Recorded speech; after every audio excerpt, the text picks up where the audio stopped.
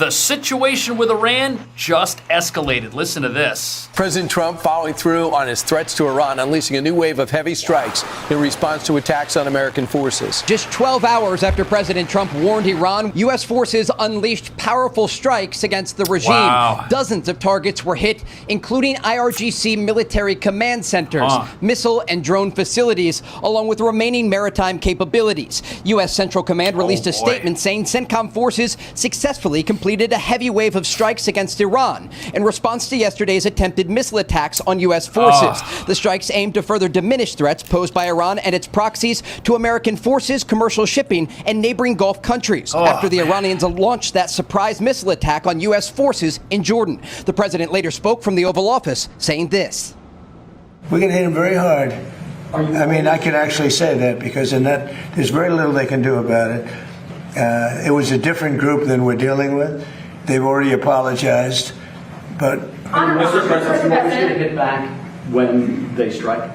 Will I always hit back? Yes. Pretty much, yes. Is anyone surprised that we're in a position where the negotiators are saying one thing and the military over there is doing something else? And what will be Trump's next move? Check this out. And so now the president has been presented an option by the head of CENTCOM to go big and escalate strikes. According to the Wall Street Journal, the idea behind Admiral Brad Cooper's high-end option is to go beyond the smaller retaliatory airstrikes that have done little to deter Tehran from threatening ships in the Strait of Hormuz and lobbing missiles at American forces in the region by sharply escalating the war, according to people familiar with his thinking. This all really could turn into a much broader world war if this Reuters report is true about China getting ready to sell Iran tens of millions of dollars worth of shoulder-fire missile launchers built to take out helicopters and fighter jets. President Xi told you that China would not give or sell Iran any weapons. And there's a new report that Iran's going to get 400 rocket launchers from China going through Pakistan to Iran. Well, that would be surprising. I mean, things like that happen,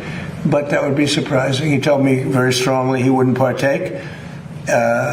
And he knows I'd be quite disappointed. So Trump says that's fake news. But what about this idea of a larger conflict? Well, that, as you're about to see, might actually be the worst thing possible for Iran. The Saudis are now calling for a coalition of the willing to protect shipping. This is not a winning situation for Iran. All right, President Trump is sending a message to Iran and their back proxies by teaming up with Saudi Arabia to strike militia groups over in Iraq after a string of attacks on American forces. But who are these groups? Let me give you an overview. Yeah, look First at this. This is bad news for Iran. This is where the money comes from. This is the area in which they're located. You got about 10 Shiite groups that really came into prominence after we invaded, yes, but mostly after we pulled out during the Obama administration and left the void. In come these Iranian militias to put down the push of ISIS, and they stayed. So about 10 groups, 50,000. Who are the biggest groups? Well, here's one of them, the Kataib Hezbollah, yes, affiliated with Hezbollah. They got the most rockets. They seem to, if anybody was to hit Jordan, you would think this group is the group to actually do it because they're the most armed up.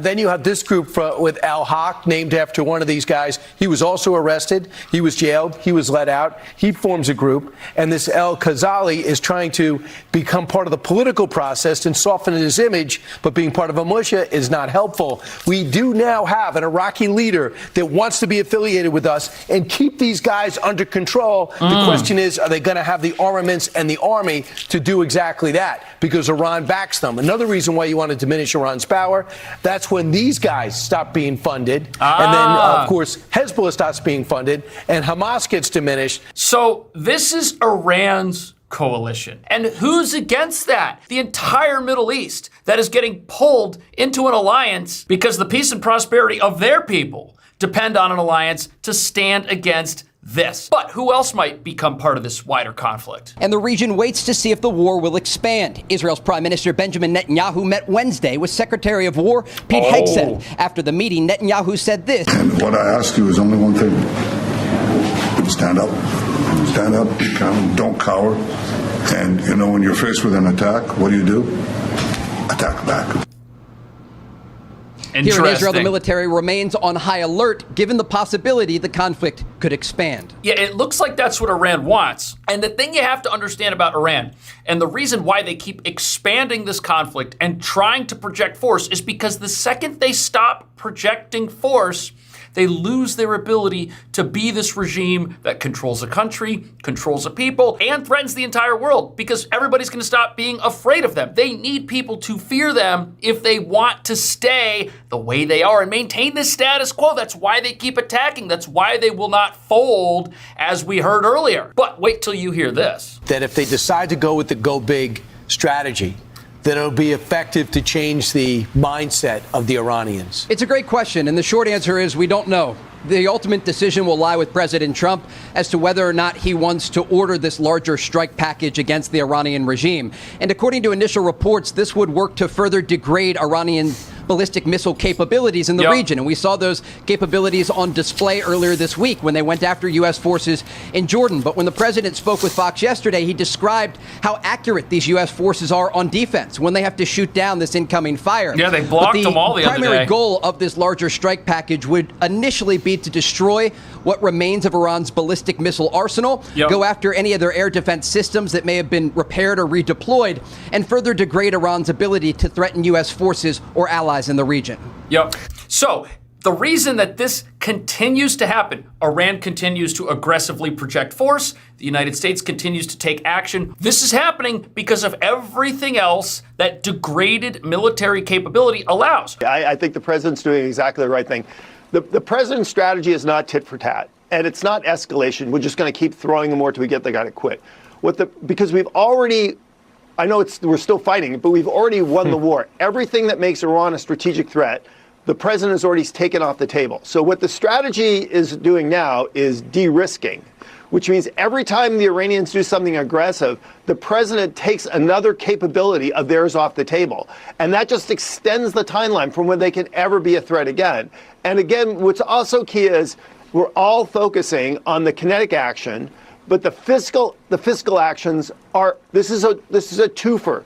So between the blockade and the sanctions and the kinetic, this regime's really, really being squeezed. What are we not hearing? We're not hearing about traffic snarled in the Strait of Hormuz. Ships are getting out. Why? Because the military capability that Iran used to have to threaten those ships isn't there anymore, which means Iran is isolating itself through this aggression, and every time there is aggression, they lose the capability to continue being as aggressive. You see, things are happening. Are they happening as quickly as everybody wants? Not necessarily, but Iran may be past the point of no return. It's hard to know exactly what the United States is planning. They don't want to project their plans to the Iranian regime, but a variety of options are on the table for President Trump, along with regional allies. We know earlier this week in the Oval Office, he had a very positive meeting with Israeli Prime Minister Benjamin Netanyahu. And we think back to February 28th of this year when Operation Epic Fury began.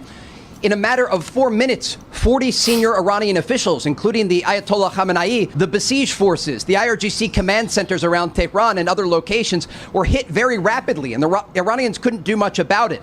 And they're in a similar position now, and an even weaker position because so many of these air defense systems have been hit. And that's also why, Griff, we are tracking this ongoing story and these reports that indicate a Chinese company is trying to supply the Iranians with 400 shoulder-fired missiles, because these missiles can be very dangerous to U.S. jets. And according to reports, it was one of these man-pads that actually shot down the U.S. fighter jet earlier this year. But that is not a war-winning strategy. Shoulder-fired weapons, they are what militant aggressors would need if they decided to take to the hills and stage some form of guerrilla campaign against an occupying force. That's what those would be for. But the tactical situation here has gone the way experts were predicting it would, which likely means President Trump knew this entire time that this is exactly where we would wind up. Watch this. Look, we got to open the Straits of Hormuz. If we're not going to be able to do it through negotiations, we got to do it by force. Wow. And let's look at where we really are. Right. I mean, last night, Iran, using 5 of their best ballistic missiles, attacked a U.S. base. That's what they did last night. They also attacked shipping in the Gulf. They also are using the Iranian-backed proxies in Iraq who have attacked us over 30 times in the last couple of days, and the Houthis are on the attack, being pushed by Iran to do so. What is that telling us about our situation here in dealing with Iran? Certainly, anybody thinking that negotiations is going to be the pathway forward has got to come to grips with what reality is here. And who might those individuals be? Well, after these attacks earlier this week, the surprise ballistic attack on a U.S. base that was thwarted, who responded? It was the United States and Saudi Arabia. So this coalition of the willing is being formed before our eyes. And this is the worst thing that could possibly happen to Iran if it marks the start, indeed, of a much larger combat operation everyone right now thinks is imminent. Watch this. Escalating against Iran, which is what we've been doing day by day based on their attacks, is not working. Yeah. It's obvious what we must do is return to major combat operations. Apparently that's the sooner plan. we get on with that. Yeah. Oh, man. Does that include eliminating the leadership of the Revolutionary Guard? Because the CENTCOM said this morning that it was the Revolutionary Guard that fired those missiles at our troops. Well, I don't think we should be. It may be a major attack over what we've done in the past, but that's tit for tat. Yeah. That's a gradual escalation. I think we have to do a comprehensive attack Listen to this. against them. And what am I really talking about? Start with one, quarantine the country. What do I mean by that? Shut down all the roads and rails in and out. Shut down all airports and all ports in and out of the country. That is a huge move right there, if that ends up happening. But here's why this is a logical thing to conclude needs to be the U.S. next step. We've got these reports that a Chinese import-export company is trying to get weapons into Iran. Who knows if they're real? The president says that he's spoken to the president of China. But if Iran is bringing things into the country to help them wage a campaign of aggression, and if they're having their own forces leave and go to places like Iraq, and if they're trying to send things to the Houthis in Yemen, that's bad news. That requires what the general just mentioned as a solution to bring about a lasting peace and to stop this regime from doing what? Projecting the force they need to project to stay in power. Isolate Iran. And number two, isolate. Yes, we have got to conduct all-out attacks on the IRGC, their leadership. We have to massive attacks on ballistic missiles and drones. Wow. Everything that's driving this country to retaliate against us needs to be attacked from an organizational perspective and also, obviously, from weapons itself. What does that include? That includes Iran's ability to domestically manufacture weapons that they might use to rebuild every time there's a ceasefire, every time there's a pause. And it also includes what? The infrastructure they use to stay organized. That is an allusion to things like bridges and power plants and things that power the regime and help them move weapons and assets around their country and help them move things out of the country that might be used to launch an attack from a place like Iraq, which is what we saw just a few days ago. Needs to be done. And the sooner we recognize that, I think, Stuart, the better. Wow. We also obviously have to protect our bases in the region and allies' oil and gas infrastructure. Yep. We can prioritize those and protect them. And we also need to be at the same time undermining this regime, the CIA and the Mossad, and providing assistance to the Iranian people. And obviously, we haven't seen the that yet. byproduct of all of that would be the Straits of Hormuz would be open. There it is. The byproduct of ending Iran's ability to be the militant aggressor that projects force in order to stay in power is the Straits of Hormuz open. One accomplishes the other. That's why this plan that he's talking about right here will likely include similarities to this go big option that the president has allegedly been presented with. They had everything to do with Jordan and our base being rocketed in Jordan. Where do we go from here? Let's bring in former CENTCOM Director of Intelligence, Lieutenant General Karen Gibson joins us now. Lieutenant General, we hit last night. We hit a series of targets, but there's no word yet on how effective these hits have been or how effective those 14 days of hits were. I look at two things. One, what is their desire, their intent, their stated will, what they seek to accomplish, and then what is their capability to do that? And when you think back to Iran's current stated will and intent, which is to continue to control the Strait of Hormuz, to enable some kind of mechanism where they sustain that control, and they are doing that through these drone and missile strikes against commercial shipping. That is their only goal. Project power at all costs, because the second they stop projecting power, that's the second they stop sending the message to the rest of the world that, hey, you need to pay us for this. hey, we're in charge over here. And certainly don't think about helping the people of our country get rid of us. Oh no, don't do that. It's the sad reality of how regimes operate. They operate by putting their force out there and having the rest of the world absorb it and run from it. Our many strikes have not eliminated that capacity. And frankly, although we've degraded it significantly, it's been tactically significant, truly eliminating it totally is darn near impossible. It's an incredibly high bar. I think that's what Admiral Cooper was saying. And then the second side, what is their desired will and intent? These strikes that CENTCOM has conducted very proficiently, there's no evidence that they've done anything to move the needle on the IRGC desire to control the Strait. Escalation. So both capability and intent still not entirely changed. And let's take a look at the map. The Strait of Hormuz and the Bab el-Mandab Strait, which is basically the Red Sea. The Houthis are creating havoc there, which has forced us to use the Suez Canal, which I understand is not really able to take the huge tankers. And then the Strait of Hormuz, people are making pipelines rapidly to go around it. But I hear the frustration in your voice.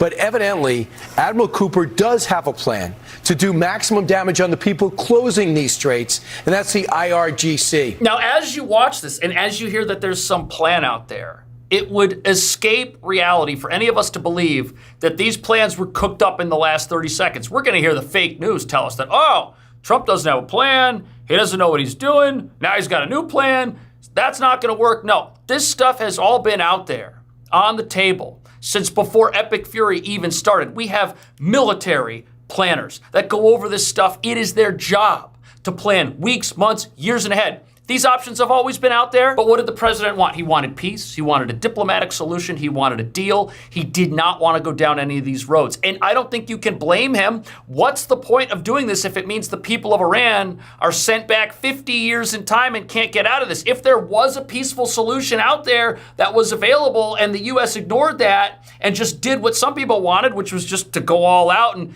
have this Epic Fury operation continue forever, we would have missed that. The world would have lost, because the world is going to be better off if the people of Iran can start succeeding as fast as possible, but it doesn't really look like their leaders want that to happen at all, unfortunately. Watch this. The Straits of Hormuz would be open because the Iranians will take away the capability for them to interfere with it, not just organizationally, but materially, like they were doing last night when they attacked it. So a reassessment is necessary. So, General, you're suggesting that we need an all-out attack. That is your suggestion. That's what we need.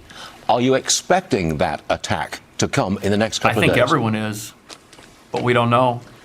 I don't know. These are decisions the president has to make. Yes, I am suggesting a return to major combat operations, which is what we were conducting for 38 days prior to the ceasefire. And I would add to that complete destruction of Iran's oil and gas infrastructure. That would take everything economically away from them that they value. Now, at the beginning of Epic Fury, there were people who said the exact same thing, but it doesn't look like the political will was there on behalf of not just the American people, but people all over the world to see that happen to Iran. The entire world has been hoping for a peaceful solution this entire time, but the leaders of Iran are showing the world that they do not want a peaceful solution to this. And the sad thing is, there are 90 million people in Iran who will have to rebuild what could be making them prosperous right now. The goal this entire time has been to do what? To preserve the oil infrastructure.